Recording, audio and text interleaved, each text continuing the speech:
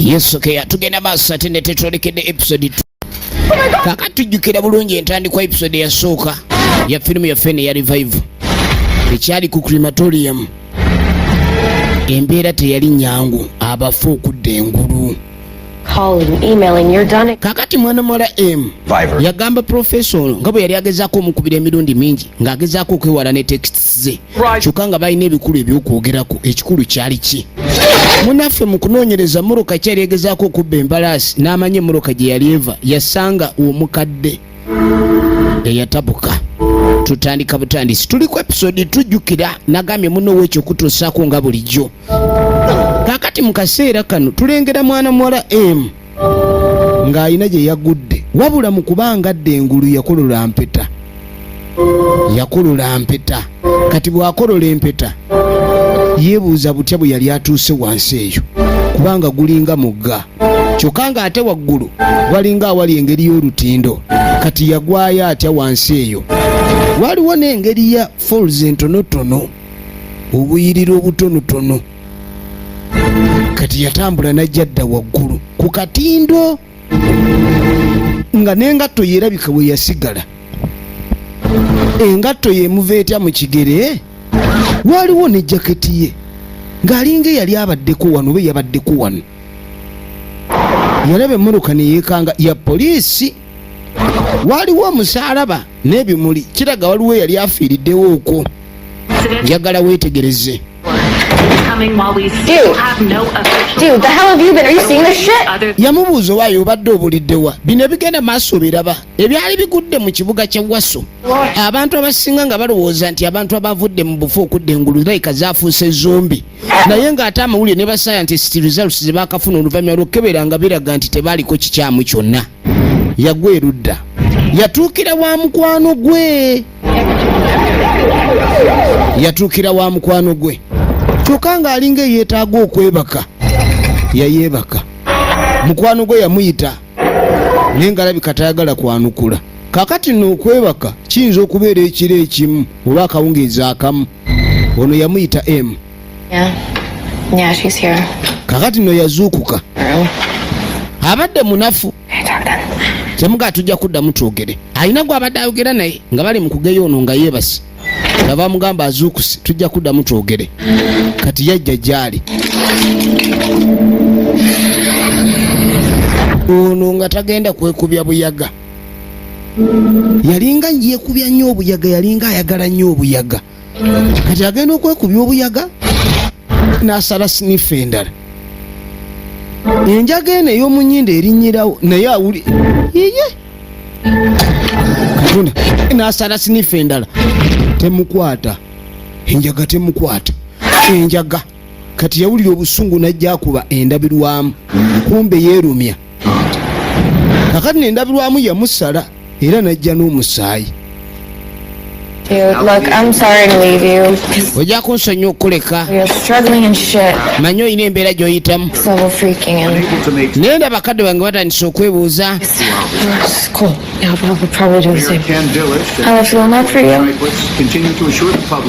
How about? Kakati nno Meya Dillon akyagenda maaso okuba Dilish. Meya Dilish akyagenda maaso n'okugumya public. Era tugezaako okufuba nga tusobola okonfaminga ne CDC n'aba authorities oba ab'obuyinza bekikwatako bannaffe okuuma emirembe n'obutebenkevu. Abo bonna abasinga bakyabakuumira mu lockdowns, the revivers. Kakati ono bwe yakubye endabirwamu amagumba gamuluma buli waafuna n'okuyona oba jaabu yonna. Kakati n'ekiwundu kiwonye. Revived people are out there, Sheriff. What are we to do if we see one? Abantu baali bakyagenda maaso n'okuba nisiba amativu ku bantu abaali bazuukusa okuva mu bufu. One of these revivers, they should report their whereabouts immediately. Omuntu yenna alaba ku ba revivers bano olina okuba ng'olipotinga we bali n'ebibakwatako. Abantu baali babuuza oba bateekeddwa okubatya. Wabula tetulina kubeekengera nnyo ne tuteekinga precautions. Why all of the red tape? Lwaki red tape buli wamu? Kakati ono oluvannyuma lw'okkoona jjaabu mu ndabirwamu n'emusala n'awona yakwata akambe kwe kwesala buto agenda okwetegereza awona ate nga ba revivers be bokka balina obusobozi okukola ekyo mu katundu akaliwo ekyobuliwo kati. But that's all I have to say for now. Okay, thank you. Katonda wattu Are we safe? abantu babuuza oba bali seefu ku bantu bano. Ono naye atandise okutya, yali omu ku baali bazuuliddwa. Kwe yakomawo yamala ennaku 3 nga yeebase ewa mukwano gwe, kyokka yalabanga agenze mu buliri ne yeebaka n'awummulamu. Tulaba revival ekyatandika butandisi, tulaba pattu. Kaaka tukwate kubo ne tudda wano. Olwo bino bye tubadde tulaba omuwala ono bw'atyo bwadde engulu. Jjukira ono baamuyisizaamu kino ekikungula kasooli. Ne yeebuuza ojja otya okubanga olina ekiwundu ne kiwona kwentugamba taata. Kati kumbe mu biseera ebya lockdown balookingira down oluvannyuma bwa revivals okulisa fesinga. Ono naye alina gye yafubutuka mu muggeeyo wansi naye nga tamanyi kyajja kitya. Kati ono yeewuunya nnyo. Yamale wa mukwano gwe n'ennaku 3 nga yeebase nga tamanyi nti yeebase. Naye bwe yadde engulu yazuukukira ku mawulire naye agasinga omwewuunyisa naye okukizuula nti yali omu ku baliviva. You and I have to be on the same page. Kati yamuganze naye tulina kubeera ku same page kubanga poliisi ejja egenda kwagala okumanya ki ekibadde wano. Kati amubuulira butya bw'alina okwogera kwata jaketi eno talina kulaga wali awayulise kuba muntu ayinza okumanya oba afunye ekiwundu kuba n'olugoye luliko omusaayi. Yamugamba gwe gamba wulidde essasi okuvuga okujja munda. Okay.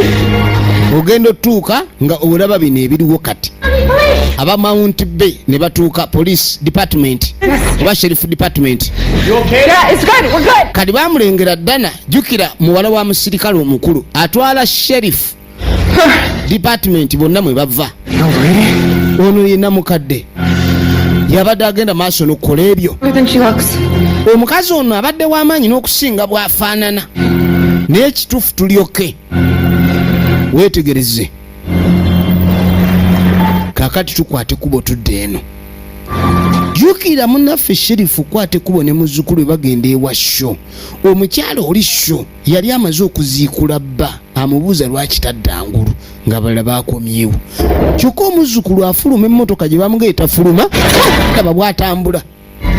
Eno waliwo trip wire yazigwamu alinga atategeera by'alaba n'amala n'azuukuka agenda okwetegereza. Kati kayinamu ekizibu ky'amaaso malwadde bwe kuba tekuli galubindi. Kati waliwo yazimulondera n'azimu olaba bw'afaanana. Gwe ssebo erinnya lyo ggwani. Nze siteekeddwa kwogera n'abagwira. Bw'ondaba ng'omugwira kale bwe mba ndi mugwira.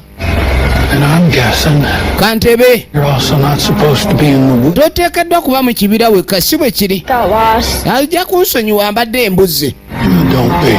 Tobula But you run along. lwaki todduka ng'odda eri n'ozuulibwa.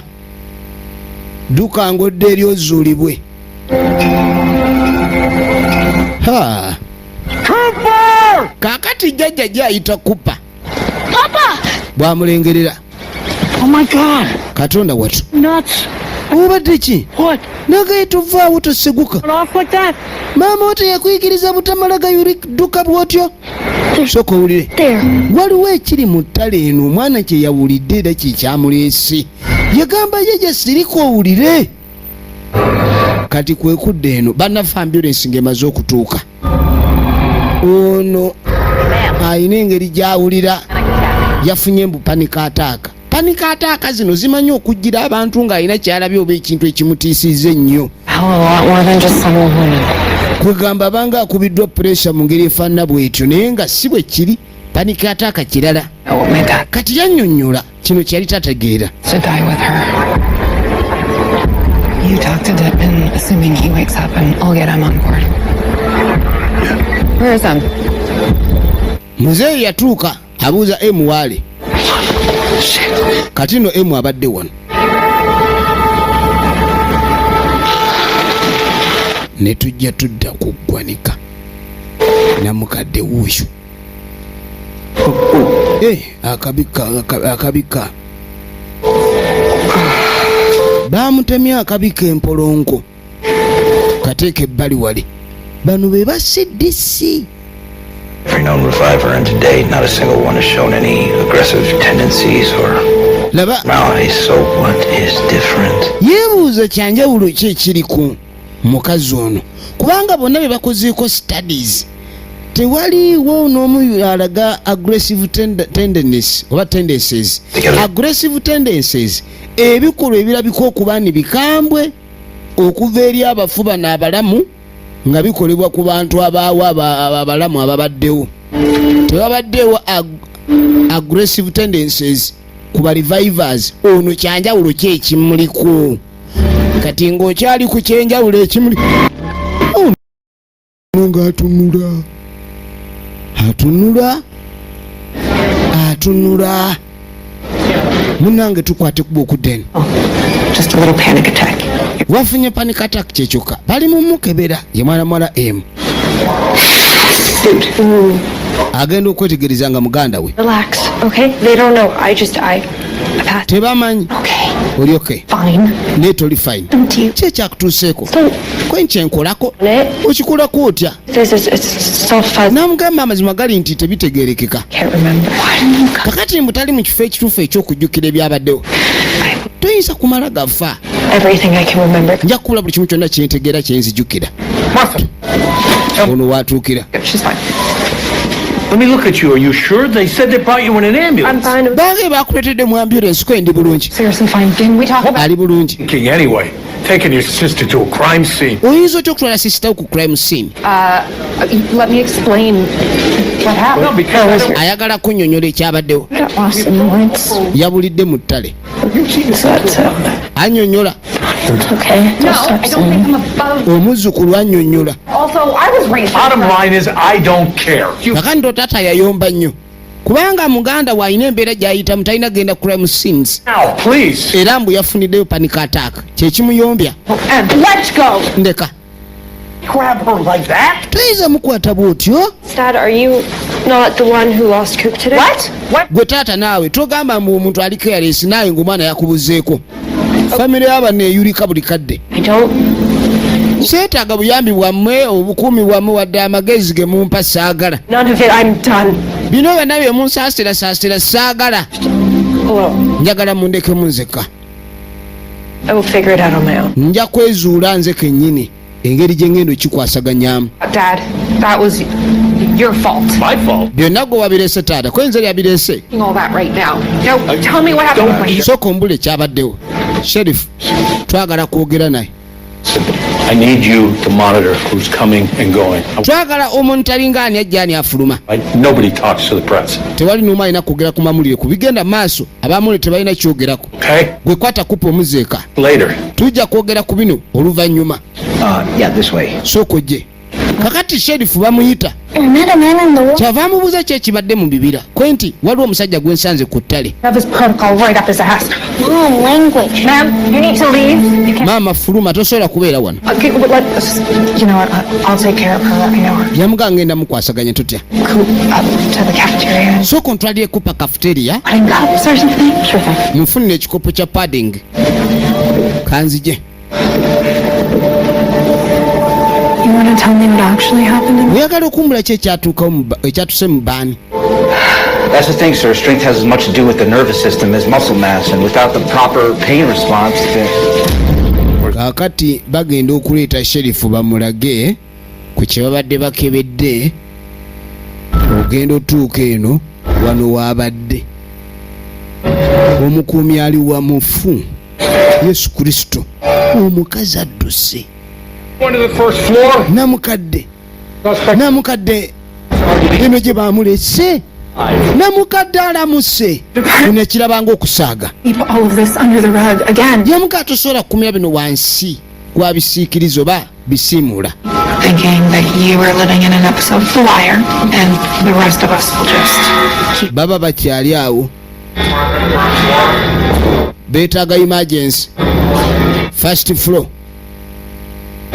mbeera akyeguddewo ono kyava ajja emisinde adduka alagawa gwe sigala awo soka olindeko omukadde gwe babadde batadde eri omufu basembe ogenda otuuka ono yagamba katonda watu namukadde ono ate ye nga kyekigenda maaso ndabanga geyena eriri ku nsi geyena lyennyini kupa aliwa fuluma firimu egenda maaso yamugambye akwate kupa bave wano gwe naawe vaayo kali akantu kalina amaanyi omusirikale bamukutte bagoyagoyeza abasawo bano balinga kati netudda maternity ward yewabeera abakyala eitha abazadde oba abazaala oba abaana abato abazaaliddwa kati waliwo wingi ey'ebibaya gye bateeka ba newborn gye bamusanga oh baba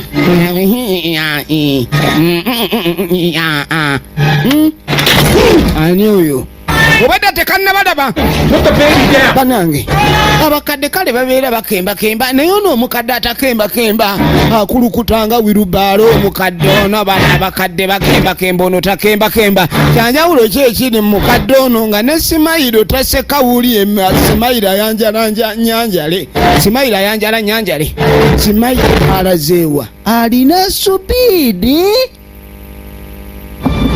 ono na mukadde adduka ayuza supiidi mbaya supiidi ng'esusse na mukadde supiidi nga ndala mu kiki ugenda okwetegereza akaana akakutte emimu obwana obuto buba bukaaba nnyo kuba buba bute buba n'ebyoka akakutte muleeta kati atugenda okwetegereza emikono mu bbanga babadde bagoba namukadde dabaate gwe basanze lindako okkuba okola ki wano mwana wuuno ye musajja omuto kupa gwe yalengedde mu ttale bwe yabadde agoberera amaloboozi oba gabadde maloboozi ki ge yagoberera twategedde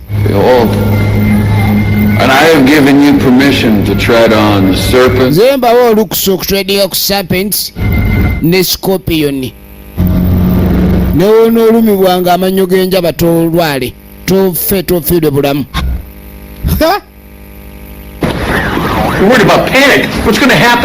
kyekigenda okubaawo singa abantu bamanya waliwo super strong reviver omuntu akanyuga bannansi ku bisenge ekintu ekyasobola kuttibwa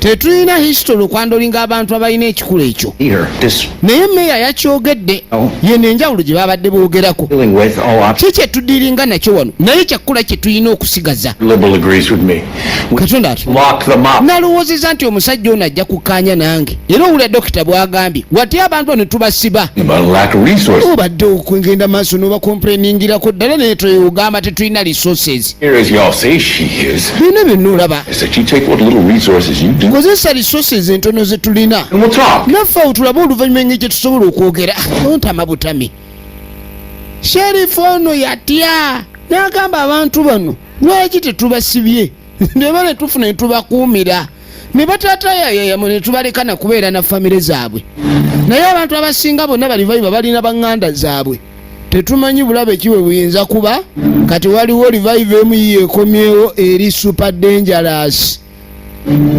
bagitemya akawolompo kati yazze engulu kati ate erina amaanyi mukadde abakadde bakemba naye ono takemba ayirimuka kati ono yakwata ekkubo najja yayingira ruumu laba ekiri mu ruumu eno mulimu ebisiige ebyawukanira ddala ku ntegeera n'ekyokumanya kyamanyi jjukira muganda we okuva yakizudde nti alabika abadde naye yali omu ku balivaiva ate ng'amaze ennaku nga tamuwuliza yatuuka erudda waliwo engeri ya sikaana naye nga si sikaana nga yakwekamu enveera mulimu amakerenda zino drug ayina ebifaananyi bye yali asiize ebitategeerekeka kati yamubuuza olowooza okola ki okumala gayingira kwendi biki bino eno idea y'okundekayoka One minute we're talking about us going to the beach. Twasembe okwogera nga tugenda ku beach. Omundi oguddako nkulaba nga simanyi kumanya nti wafa naawe noddanga omu ku baliviva. I find out you're using again. Kati ndaba ozzeemu kukozesa enjaga. Is there a question in there? Waliwo ekifaananyi ekibuuzo mu ebyo kwente ebibuuzo bingi byennina. Oh, I thought you were doing better. Yeah. Nalowooza nti wali ogenda otereera nti ye nali ngenda ntereera naye Your accident happened. okuva accident yabeerawo Instant release. Shit is hardcore. So yatandika okukozesa enjaga eno bubi nnyo. are you still on? No. Okyagiriko. When I woke up, it stopped working. Kati mbu ku luno bwe yazuukuka enjaga ye tekyamukolera But it doesn't have the same effect. nga tekyamukolako nga bwe yali emukuba.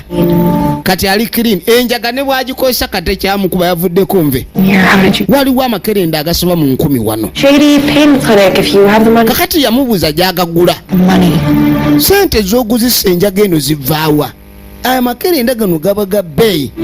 The drugs Kati wuno ndi mu byanjaga. happened to you? No, I Ki didn't. ekyakutuukako? Overdose. Wafuna overdose? Sure. Edda. Kati onayagala kumanya muganda we yafa atya? Kuba oyo yenna aba reviver ateeka okuba nga yayise mu prosesi yakufa. Yabuuza kiki ekyamutta. Wakutte enjaga, wanywa njaga overdose oba? Tayagala kyogerako kubanga naye amugaa talina kyajjukira. Kyava atuula wali. How about you tell me Watawo ombuulira something? ekintu kyonna kyowasembayo okujjukira olunaku olwo. Yamugambye takyajjukira. Kyava atereera. Sorry, Kakati nali I went to the bridge. nagenda ku lutindo I kubanga lwe lwali olunaku lw'amazaalibwa ga maama. said it would be a really good idea to get some closure there, and it just Omanyi buli woobanga omuntu oyo akufaako n'ogenda falls. we yafiira maama alabika afa accident ke kasaalaba ke twalaba n'ebimuli yali agenze kujjukira nnyoko we mu kaseera ako. Kwendi waliwo ebintu by'obuuka. Ajjukira ng'agenda ku lutindo n'ajjukira n'okuzuuka ng'ali wansi mu mugga. Bino byajjukira. Yeah, it was 9 or 9. Zaali mu ssaawa nga 9 nga ntudde ku lutindo awo. Naye ndowooza nalaba oba mataala g'emmotoka oba ki? Emmotoka eringa yali emmulisizaamu. What was that? Eka No. emmotoka ali kikula kintu yali emmotoka ng'emmotoka endala. Okay, well, did you smell anything Gwe tolina kintu kyonna kye wawunyiriza oba or okwekubya enjaga oba ki? or did you maybe Oba oli awo nga did you hurt yourself? wayeerumya mu ngeri emu oba endala nti oba wanywa enjaga n'ogwayo nga totegedde. I've Kyemmanyi had that a lot recently, and nange ebyo mbadde mbirowooza bwentyo naye nga oba kiki naye nange siikakasa kituufu kyantuukako. Nzijjukira kuba waggulu awo kale ye enjaga yagyekubya naye tajjukira ggwayo wabula ajjukira emmotoka okuvuga nga esembera gy'ali ng'emukubamu amataala naye oba yamuyitako. Nomugaato gamba taata ekyama kino nyakisigale wakati wange naawe. just wait. Sooka olindeko. Just come to the station with me Lwaki ojje ku station nange? real quick. I'll show my stupid face and Kakati takyagala kumwejjako oba kumubeera wala. Olaba ayagala kutambula naye ku mino kubanga akimanyi ono alina embeera gy'ayitamu. please. Bambi tugende ffenna ku mulimu. What happened to you? Ekyamazima njagala kuzuula ekituufu ekyakutuukako era nga nkimanyi nsobola. Okay. Kono nti kale Yeah, let's go get this over with. kino tukikoleko nakyo kiggwe kuba n'omuwala naye alaba ayagala ye naye ayagala amanyi oba ddala yabaaki kiki ekyamutta ajja atya okuba nyafuuka livayiva kati ng'amuga tugende. Kati n'omusajja mukulu yuno muwulire amutya Love when he's in a good mood. mwagala nnyo aba ali mu mbeera ennungi. Kati weegendereze. Supposed to be helping with this Arlene insanity. Kakati tamanyi ng'ejo ayinza kuyamba mu bino omuntu kwa bantu bavaako waya kyava ayitawo. Okay. Kati ng'amugamba eno yimeeza yange kwenkolera emirimu. Grab something from the vending machine. Waliwo vending machine erudda waliwo n'ebinusu awo so bikozesa n'ofuna ebyokulya. Ngenda kujja mu bwangu nange onfuniro ka chocolate okuva mu vending machine. Kati ono ng'atuula eno ye desk ya muganda we kyava ayambala ekijaketi. Kati ayitawo agenda ku vending machine afunewo ebyokulya. Vending machine zibawo ku poliisi naye oba ogisuulamu ebinusu. Kyava akwata mu nsawo ajjemu ebinusu asobole okugifiidinga. Kati yajjayo bisumuluzo mu kifo ky'ebinusu, ajjayo bisumuluzo, kyava ate afuna ekirowoozo ekirala. Afunye ebisumuluzo bya mmotoka ya muganda we. Kakati munnange yavaayo oluvannyuma. Oyagala ki? Yinza okunyamba ku bino nombula ki kyobimanyiiko? Makerenda wazijjewa blueberries. Kweniva mu byomuzannyo zino si blueberries, aziyise blueberries. Blues ziringa oxycodone. How much would 1,000 Nyakumanyi kyebiri bigula sente mmeka kuba ninawe nabirabye ebiyitirivu. pain clinic? Pain clinic. Get no G of those or no pain clinic. Tosobola kufuna makerenda ago kuva mu pain clinic. Oteekeddwa okuba ng'osinkana baddiira oba abanyazi. Aga amakerenda tegava mu klinik za bulijjo. Jjukira oli yamugambye nti ziva mu pain clinic muganda we, ekitegeeza adde amulimba. Kati yamugamba nti toli mukama wange nti ogenda kumbulira ekyokukola, mpozi naawe ng'olina byonnyambako. Tit for tat. Oba quid pro quo. Be prepared to deal with the fees. Beera mwetegefu kuba n'ogenda kudiringa ne bafiisi. Kati toyingira mu byamakerenda ebyo. Kati agenda okwate kuba okuvaayo genda okujja ng'ono yamulese taliiwo. Ogwana nakugambye teguvaawo gwatambudde dde, oba lwaki ogwana guno emputu nagwo nnyingi. Kati kwe kutambula nga ddamuli. Agenda olingiza mu parking yard ng'emmoloka ye teriiwo n'amanya agitutte. Kati yajja wano kyava agamba ono muganda nga atutte emmoloka yange. Kati yeetaaga muyambe n'eyiye. Njazika ku mmoloka yo. Kati yamugaa Lester ye yandeeseeko. Ye teyazze na mmoloka. Sirika. Lwaki tugamba McRae? Oba kitaawo. Nebakuwa ku zaabwe. Eyo hybrid eri bweru yani. Ya Dr. Ramin. Dr. Ramin ye nannyini mmoloka eri. Kakati alaba nga ate ye best option okwogera ne Dr. Ramin. Wetegereze. Kati waliwo ali mu make-up erudda. Ali mu kwerongoosa. Kati aba ali mu ka make-up. You look beautiful. Waliwo yamugamba nti mubalagavu nnyo. Be sure you're up for this. Yamugamba okakasa oli up ku kino. Ye profesa gwe twalabye oli. Why don't we keep up appearances? Ali ne mukyala we. Balabika beetegekera kutambula mu akawungeezi ako. Kakati twatuuka ku kabaala ka Nera. Abantu abasinga ab'oku kitundu wano batera okusinkana. Oggumya emikwano na biki. Kati kumbe emmoloka ya sheriff eyatwaliddwa epaakinze naye kabaala kano wennyini. Kyokka tulengera Lord Professor atuuka ne mukazi we. Ono ali mmoloka ya poliisi. Kakati we twogerera munnaffe Ramin, Dr. Ramin ate akutte mwana muwala Dana bali mu kunoonya mmoloka ye. Kati ne tuyingira mu kabaala. Ono yuno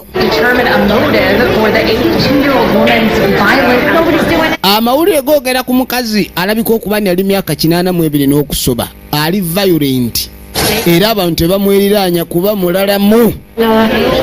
Kakati Nera yali family friend, amanyi kitaabwe muganda wooli naye.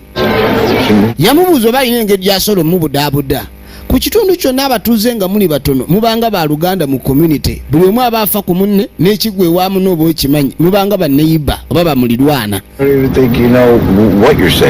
Kati nga mugaa simanyi oba olowooza ne ku byoyogera.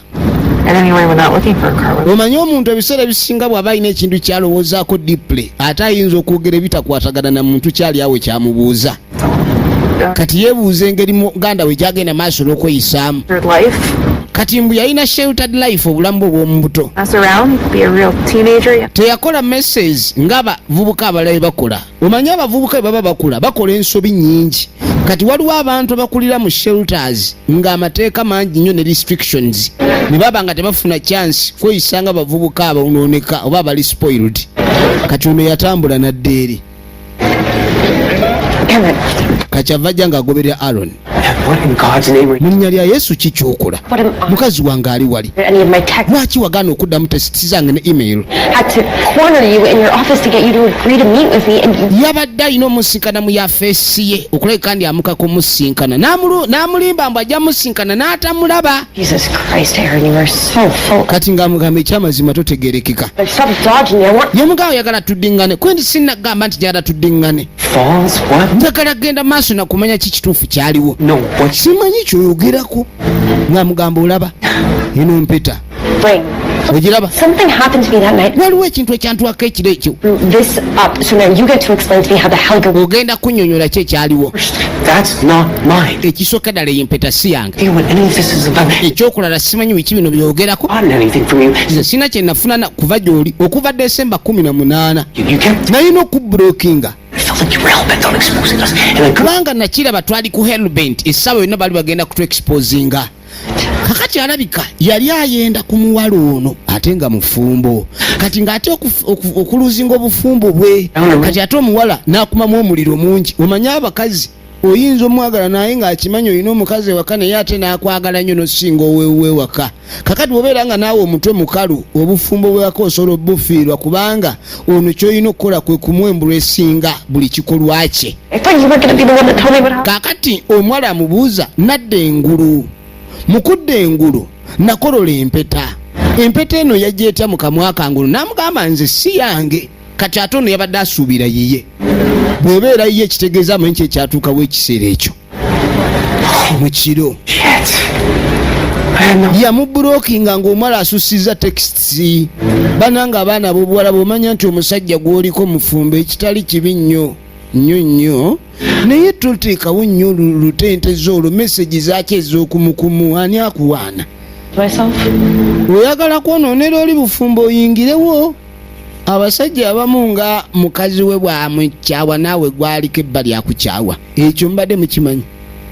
No, that's the Firimu y'eno. right. Like you get a second chance, and look at you. Kati yamugamba mbuno olinga eyafunye omukisa ogwokubiri. Amubuulidde ekyama nti Reviver. Do me a favor and don't tell anyone about me, okay? Yamugamba ojja kunnyamba ekintu kimu obeeko tobaako gw'obuulira ku kino. Omuwala Reviver era ekimuleese wa Aaron kumubuuza yamugamba ojja kunsonyiwa. Talina n'ekimu kyamanyi. Katonda wattu. I'm just worried about her. Kaakati ono agamba yeeraliikidde nnyo ku muganda we. Alina embeera gy'ayitamu. Help that. Ate ebiseera ebisinga omuntu aba alina embeera gy'ayitamu enkaka. Also, our mom, Bw'atayambibwa olumu kireeta obuzibu. our late moms. Mbu yagenda okujjukira amazaalibwa agaali aga maama we. Olunaku nnyina lwafuna accident nga mugamba nga kitalo. Maama waabwe yafa. Era ndowooza accident yabeerawo ku katinde erudda. Yamugamba ojja kunsonyiwa okubuuza ennyo naye byabeerawo bitya kwena emyaka 2 Accident. kaali kabenje. Em and I were both in the car. Nze ne M twali mu mmotoka era M ye yali avuga. Oh, Losing a parent is very hard. okufiirwa omuzadde manyi kiruma. Bring the circle. Solo kitembereza. How traumatic. Naddala mu mbeera gy'oyitamu. Parents would have been. Oluusi erumya omutwe. Sorry. Mwena muteekwa okuba nga muyita mbeera emu. Kitalo nnyo. Ku lutindo bwali ndowooza akabenje we kaali maama we yafiira era okumujjukira bambi yagendayo. Lwaki akozesa nnyo enjaga kubanga akyaliko badde n'ovugiruti buli kaseera agamba oba ye yalagajjala maama waabwe teyandifudde. Kati ekiro ekyo yali ku lutindo awo okumujjukira naye byamutuukako we byamutuukirako kyokka byatajjukira bitya. Kati onannyonnyola omwala ono embeera okuva maama we yafa eki byayitamu. Kati atandise okukola effujjo mu bbaala. Gwe malaaya. Malaaya oyagala kumanyira.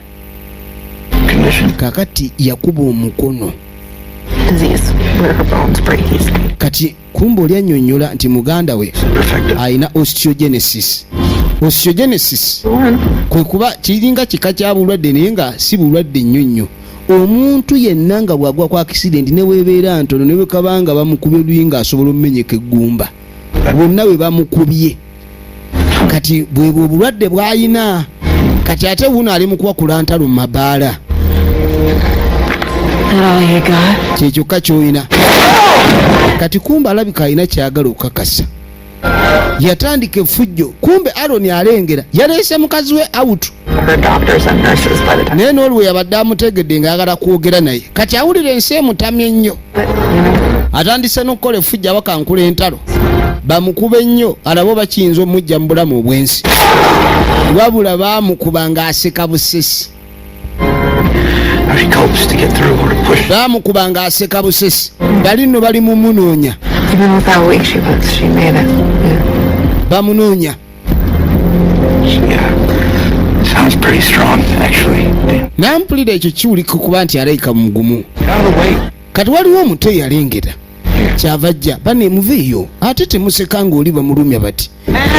Abatamivu batamira ne bamanyira abantu ne babakuba mabaala. Kati abagamba ndyoke temufaayo ono waakwatira essimu. Nel. Nela. And did what? Where? Emu akoze eki? Wa? Amaze okukola effujjo n'afuluma. Kakati bw'afuluma alina we yadda. Emabega w'akabaala. I saw them healed. Yamugamba nkulabye ng'owona ebiwundu. Ye muvubuka amugye munda. Namugamba naye tutya tewali mulala yenna akirabye. Kyavaamu eyanjulira agamba ye ready. Kono nti nze M. Okay. Do you know we can heal? And a whole lot Naawe okimanyi tusobola okuwona broken bones. ku muntu amenyesa amagumba. Speaking of, Omuwala ono obwedda buli ngumi gye bakuba eggumba limenyeka naye lizeewo engulu. Kati yamugamba nina ekifo kye mmanyi. Dismember. You're a reviver. Naawe oli reviver. position first, but Nali njagala nnyo music okusooka a hell of a lot better than I was a month ago. naye ebintu byonna byakyuka omwezi gumu oguyise emabega. Essimu weevugira. Agenda okwetegereza muganda we yakuba Dana. I kind of Yamugamba nina obwetaavu. avoid the cops for a. Njagala nsooke neewale abasirikale. Do you think you could? Muli olowooza oyinza okunzija wano. Kakati ono amunnyonnyodde n'amugamba aliwo ekifo gy'ayagala okukola ki okulaga. Abantu abasinga bali vaiva gye basinkana. Baris vaiva balina gye basinkana. Weetegereze. Yakwata byakwata najja mu mmoroka ye ne yeeyongerayo. Essimu n'asuula awo. Kati ono omuvubuka n'amutwala agenze naye. Kati bannaffe batuuka ewa Nela. Thank you so much for the. Yamwebaza okumuleetako. Could do it again sometime. Tusobola okuddamu ne tukikola omulundi omulala. What is Ne tuddamu ne tukola ki? Ne nkuvugako. Nedda. Ngamba ffe nga bwe tuli. With this. Bwe tuti nga tukola ki? Don't worry about it. Tofaayo. okay, goodbye. Kale weeraba naye maama mukazi ono baddange. Ayagala kuddamu nkole ki? Kati yatuuka awali emmotoka ye. Kyava agiyingira. Yingira eggaali. Yeetegereza eggaali. Yamulekedde ebbaluwa ng'amugamba need some space. Kati ogenda okwetegereza ekigambo kwakiwandiise kiranka kiri awo. Kakati waaliwo ne chocolate. Bikadde amugamba amufune chocolate ba. Kati yalowooza nti oli agimulekeddewo mbona aleme kunyiiga. Kakati kyava ajjayo fayiro. Fayiro eno yalimu abantu tetumanyi oba baali ba criminal oba baali ki. Naye nga nabo bano balayika bali vivers. Abaali tebali mu registry oba. Katwakwate kubo ne tujja tudda erudda. Kano ke kakwanoke. You just can't barge. Tomala kayingira nnyumba yange bw'otyo. Awo oluggi lubadde luggule.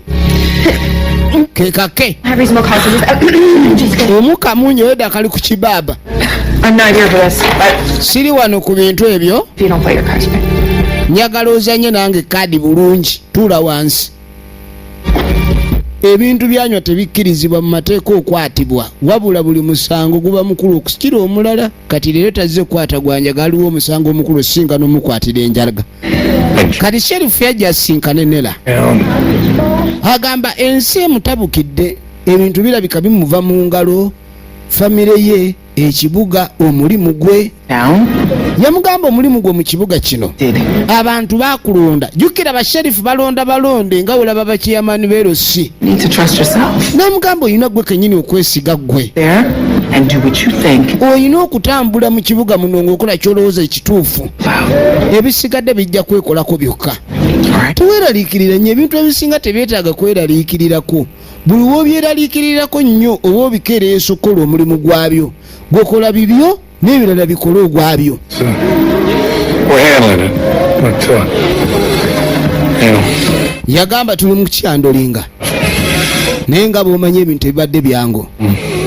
listen, things have taken a turn out here, and Ebintu biringa ebikyusa eruuyi eno, always told me you owed me one. naye nga bulijjo bwe nali nagamba nti onkubanja, nina kyenjagala onnyambe. Kaakati twatuukira eno, ono yajja n'ekiveera ky'amakerenda ge yasanga mu luumu ya munnaffe M. Kati kubanga ono ye mukwano gwe gwe bayita K, bwe baali banywa bonna enjaga, oba olyawo yagimuyigiriza, kati amugamba mugigulawa. I just left her some pot to help with the pain, and for all I know, that's all she does. Kakati mbu yamuguliranga amadagala ago, olumu mbu enjaga omuntu oba olina obulumi bw'owulira, abamu bamanyi okulumu ebinywa n'emisuwa ne bibaluma, kati ng'amugulira ezo enjaga Explain it to zimuyambeko ku bulumi. Njagala onnyinyonnyole. Look, she like Kakati good, all right? kale yali tali bulungi, You know, as hell, and she'd been really depressed, and then it's nze namulaba ng'alina depression. gonna help her get a quick little fix, and Twali tulina omutereeza omufuna ekinaamuyamba. Fix. Ki ky'otegeeza ekinaamutereeza? Dude, Ki kye mwakola? she did. Kye yakola? Look, I heard you guys talking. Nabawulira nga mwogera. No, Emma's room. Nze nkimanyi emu reviver. And I knew I shouldn't have taken her there. Shit. Manyi kale sandwadde nga mutwala okumutwala wa. hey, Ke you got her something, and she. bw'oba olina ekintu ky'omanyiko kuyembulira, So this is your one chance. ye chansi yo yokka. Where did you take him? What? Wa gye wamutwala, ki kye wamuwa. Lady, stop. Nnyabo lekera awo, gwe tompita nnyabo kusinga obukulu. Asking the wrong questions. Anti obuuza ebibuuzo bikyamu. Who killed him? Nze mmanyi eyatta M. M waliwo eyamutta. Ogambye ki? Ono agambye amanye eyamutta. Katonda watu. Kaakati n'ebintu bikyuseemu. Nagambye tulaba part 2. Wetu bwefundikidde. Tugenda kuba tulaba episode 3. Tuva ku muno wo kyagiraba. Ronnie's Entertainment nga bulijjo. Akuume. So still that I choked when I raised up both of my hands to yell bimbo.